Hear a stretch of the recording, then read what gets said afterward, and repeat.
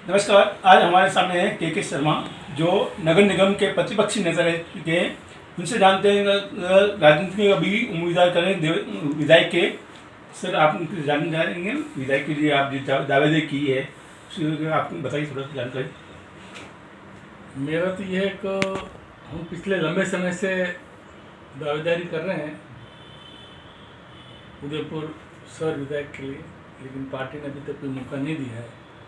तो अभी मेरे हिसाब से 30-32 लोगों ने दावेदारी की है इसके अंदर।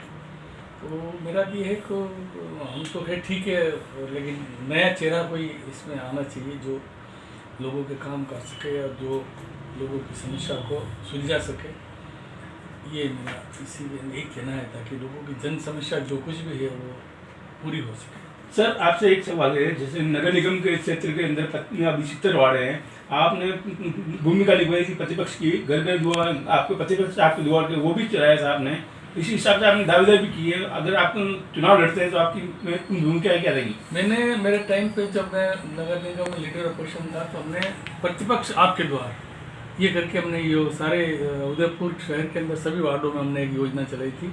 उस योजना के माध्यम से हम लोगों को खुद उनके घरों पे जा करके उनकी क्या समस्या है, व्यक्तिगत समस्या, वार्ड की समस्या, गली की समस्या, मोहल्लों की समस्या, वो हमने व्यक्तिगत उनसे जुड़ करके उसका समाधान किया और उसको पूरा किया। तो हमको लोगों का स्नेह मिला, लोगों का प्यार मिला और इसमें बहुत अच्छा लोगों को भी लगा। कम से कम आज प्रतिपक्ष जो हमारे बीच में हमारी कोई समस्या है, हमारे बीच में अगर कोई बात करता है, पूछता है और समस्या का समाधान करता है, तो हमें भी अच्छा लगा कि हमने उसको जोड़ करके उसकी जो समस्या थी उसको पूरा करने का प्रयास किया। और उनको भी अच्छा लगा कि कम से कम आज अपोजिशन हमारे खुद घर पे आकर के हमारी समस्या को जानने का प्रयास कर रहा है। तो एक अच्छा मैसेज भी गया था और एक अच्छा माहौल भी अच्छा बना था सारे उद्योगों के अंदर। सर, ये 25 साल नगर निगम को बोर्ड करते हुए आपको जानते क्या कमियां हैं, कुछ है, ये आप अच्छी तरह जानते हैं। ये चीज़ विषय में आप बताएंगे थोड़ा सा? देखो, नगर परिषद ये एक भ्रष्टाचार का अड्डा है पूरा। इसको भारतीय जनता पार्टी ने पूरा एक पिछले 15-20-25 सालों के अंदर एक नगर परिषद को भ्रष्टाचार का अड्डा बना रखा है। और ये एक इंडस्ट्री है भारतीय जनता पार्टी की। यहाँ सारे जितने भी इनके भारतीय जनता पार्टी के छोटे मोटे कार्यकर्ता वो पलते हैं। आज एक सुई भी कोई लेनी होती है तो वो भारतीय जनता पार्टी के किसी कार्यकर्ता के उसके दुकान से ही आएगी, या उसको जहाँ उसको सप्लाई करता वहीं आएगी। दूसरा कोई भी ठेकेदार भी कोई है तो वो सब आपने कोई दूसरे आइडियोलॉजी के थे, वो भी आज उस भारतीय जनता पार्टी में समाहित होकर वो यहाँ काम कर रहे हैं। तो कुल मिला के ये इन्होंने इसको भ्रष्टाचार का अड्डा बना रखा है। आज 25-30% का कमीशन लेकर के ये काम कर रहे हैं और काम हो रहे हैं। आप देखो, कचरा ये वाहन चल रहे हैं अभी आपके सारे उदयपुर के अंदर घर घर कचरा उठाने के लिए। हमारे टाइम मैंने बहुत विरोध किया था कि इसके निःशुल्क होना चाहिए, लेकिन आज आप देखिए हर घर से भी पैसा जो इसका वसूल कर रहे हैं। उसके बाद भी इसके अंदर जो भ्रष्टाचार है, भारी भ्रष्टाचार है, इसकी जांच होनी चाहिए।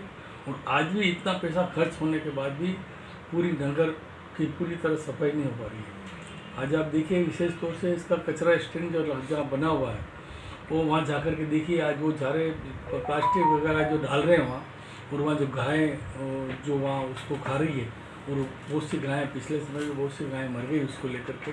वहाँ कोई बाउंड्री नहीं है, बस वो जाए ये कचरा फेंकते हैं, वहीं वो गाय वगैरह सारे आकर के उसको खाती है और वो वहाँ बीमार हो रही है। और बहुत सी गायें वहाँ मर भी गई है। और पिछले समय सारा उसके फ़ोटो वगैरह भी सारे अखबारों के अंदर भी आए और आपने सोशल मीडिया पे भी चलाएं किस ढंग से इन लोगों ने ऐसा काम कर रखा है जो गायों की मौत हो रही है।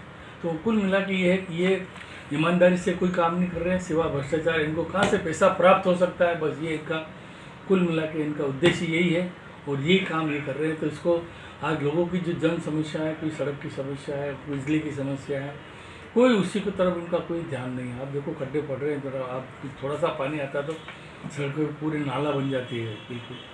तो कुल मिला के न तो कोई प्लानिंग है, न इनका कुछ है, केवल मात्र पैसा कैसे ऐड करके कैसे ठेकेदारी है और कैसे कैसे पैसा 2 नंबर में रोका जाए, ये इनकी पूरी कार्रवाई है। इनका उद्देश्य यही है।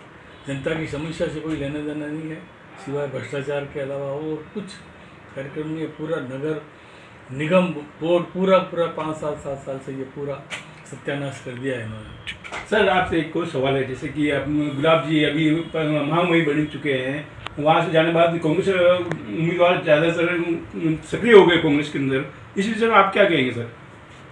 देखो, वैसे तो गुलाब जी भाई साहब हमारा आदरणीय है, वो यहाँ से महामहिम एक बहुत बड़ा पद होता है, उस पद की गरिमा होती है।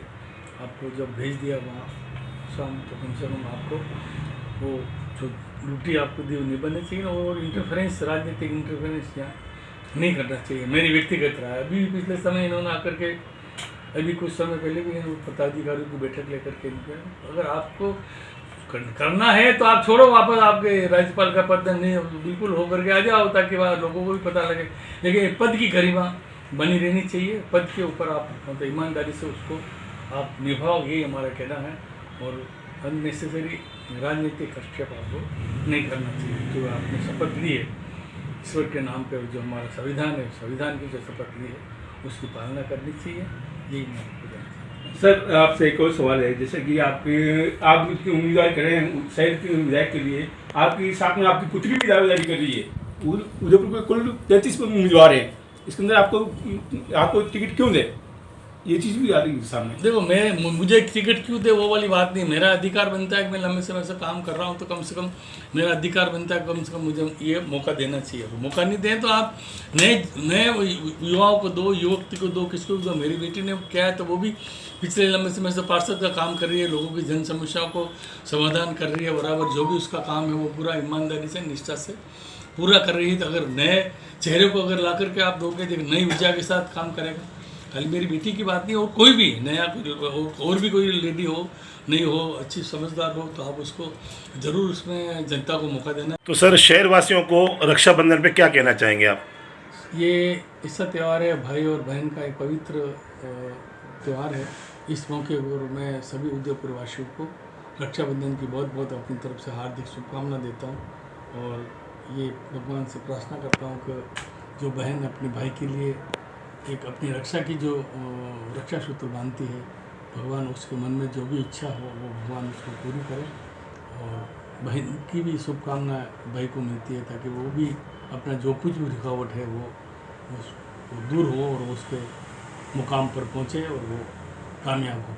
सर आपसे एक सवाल है, जैसे कि अभी सीएम साहब ने घोषणा की थी अपने बस रोडवेज बस फ्री करने की महिलाओं के लिए, अभी बजरा भी चल रहा है, बजरा 9 बजे से शुरू हो रही है राखी का, उसके बाद इसमें क्या कहेंगे आप? वो 12 बजे से रात को 12 बजे से वापस रात को 12 बजे तक उन्होंने बस फ्री का ये घोषणा की थी सीएम साहब ने, और जो ट्रांसपोर्ट मिनिस्टर है उन्होंने बयान भी दिए थे कि हम ये कर रहे हैं। लेकिन जब ऐसा कुछ ये ज्योतिष के हिसाब से कुछ ये बदरा लग रहा है, तो वापस वो शायद उसको बढ़ाने की बातचीत कर रहे हैं। तो हो सकता है ये उसको बढ़ा भी दे, भाई इसको दिन को कम से कम, नहीं तो कम दिन के 12 बजे तक भी कर दे, तो कम से कम बहुत सी बहनों को जो गई है वो वापस अपने घर पे पहुंच जाएगी और इसे लाभ मिल जाएगा।